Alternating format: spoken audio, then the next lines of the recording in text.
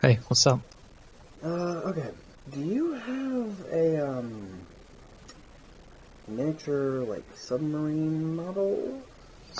No, you're the underwater guy. You would have that if we had one. Can you just look for me, please? This is for a shot, isn't it? Okay. The next one's Otter Commander, and I'm thinking, I'll take the submarine model, and I'll duct tape, I don't know, a car battery to it, and some knives and stuff like that, and then we can get some more underwater shots in the pool. So you want me to jump in the pool with a car battery? Go be short. Hello? Hello?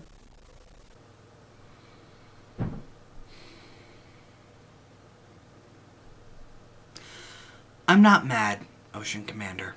I'm just disappointed in you. You had an interesting premise, you had lovely visuals, you had some good ideas, but then you took every engaging element and you recycled it and reused it and reused it and watered it down until you had filed every interesting edge off of yourself. And you can't even try and claim that it would have been an effort to put in more content because in the end your game only came out to be 2 hours long. Let's set up what the game does right first.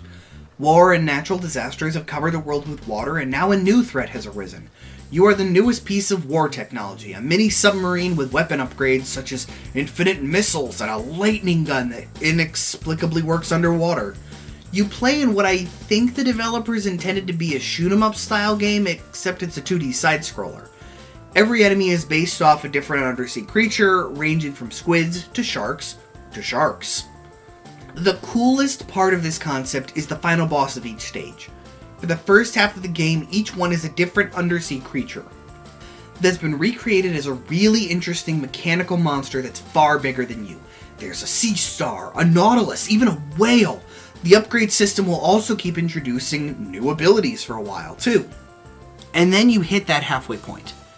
And you're not unlocking new abilities, you're just upgrading the ones you have, which is understandable, it's a part of this style of game.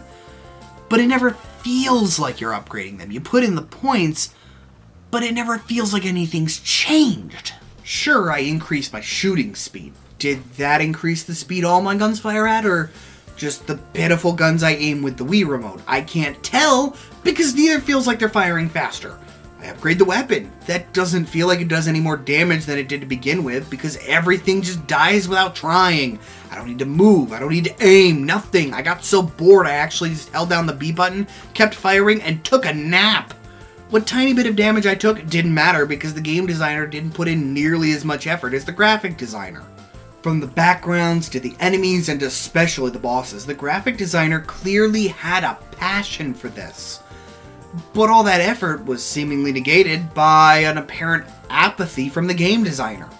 Who knows if basic enemies are even attacking sometimes? The screen is such a mess of my attacks, I often can't tell what the difference between what's theirs and what's mine is. The boss design is even lazier. A few cool attacks, but they'll move from the far right side of the screen.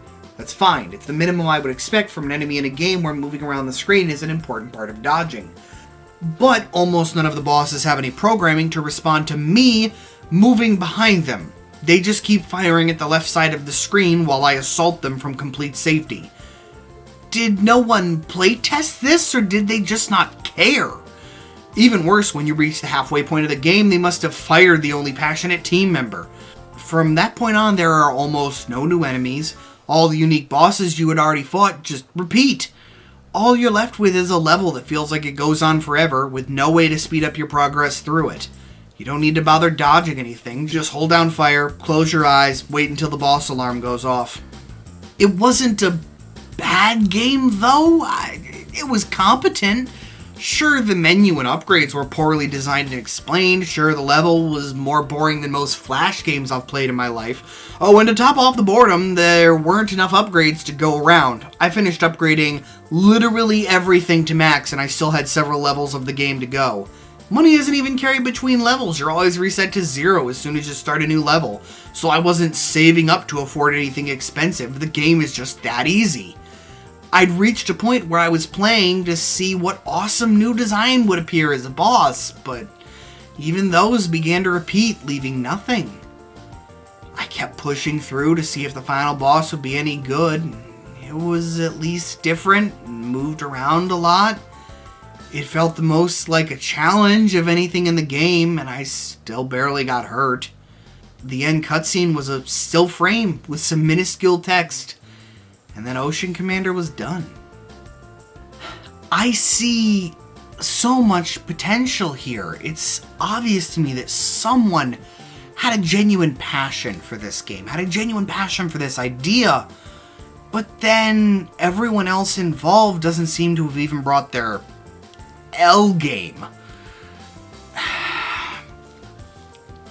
It's too disappointing, too boring, too meaningless for me to recommend. Don't waste your time discovering this game. But if you're a developer with some passion, who can see this idea, maybe you could go find the people that had made the artwork, that had these ideas you can clearly see, bring them on board, and maybe you can build something truly great and worth playing from the ashes? Please?